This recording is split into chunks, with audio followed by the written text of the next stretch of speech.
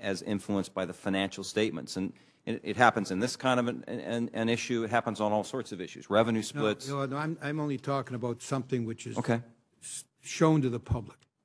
Well, okay. And where it's different. It's different in a very critical way at a very critical time for your bank. And what the effect was, you're saying, was a coincidence. No, what I'm saying is that this... Are you saying it was a coincidence? We have specific rules around how MIS internal numbers are calculated. And in fact, I think what this email is laying out is a reconciliation between what is reported from an MIS point of view, sort of a management perspective, versus the financials. And we would have this every quarter. Every quarter there'd be a reconciliation between how we, the internal key performance indicators. On NNA. On NNA, yeah. You would show this big a gap between what the internals show on NNA. Well, the size of the gap may vary from quarter to quarter, but there are a series of rules and the way we think about it internally versus the external numbers, and we try to. Which was more accurate?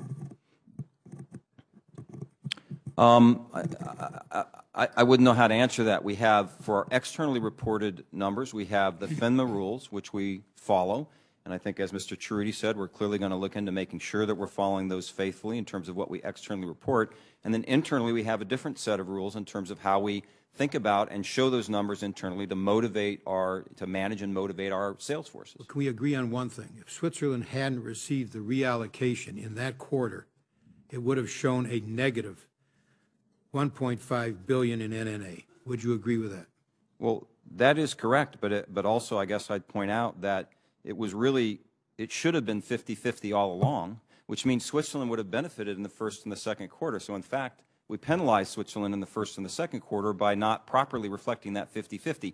You're right, in the third quarter that came through and it benefited Switzerland, but effectively it penalized Switzerland in the first and second quarter. So if someone was intentionally trying to benefit Switzerland, they did a poor job because the first two quarters it was the other way around. No, but the question isn't benefiting Switzerland. The question is showing Switzerland in the positive or in the negative.